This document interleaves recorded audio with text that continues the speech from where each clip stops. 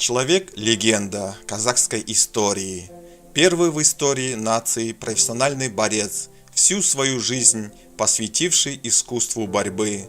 Представляем вашему вниманию 10 фактов из жизни великого борца, первым из казахов, вступивший в тропу профессиональной борьбы, которая приводила его в самые разные уголки мира, а медали, что не носил ни один казах, Кажмухан надевал самые разные.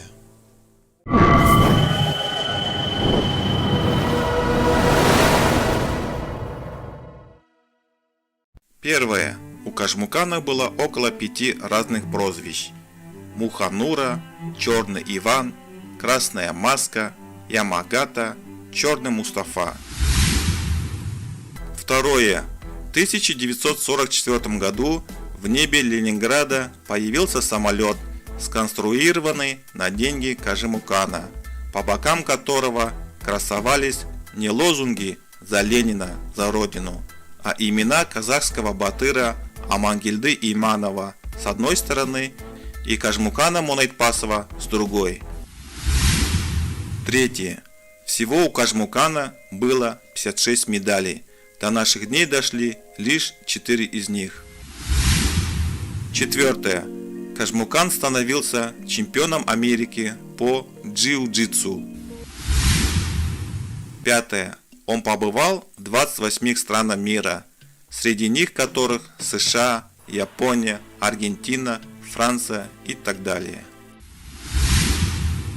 Шестое. В 1986 году о жизни Кажмукана был снят фильм «Знай наших», а Ауэльхан Бекбулатов, сыгравший в фильме главную роль, до съемок работал обычным трактористом в ауле.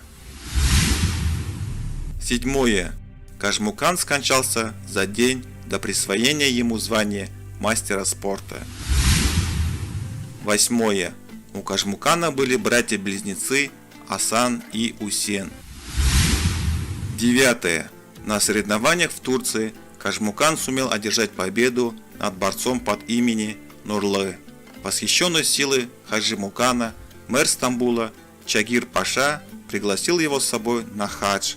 Из Мекки Мукан Монайтпасов вернулся к Кажмуканам. 10.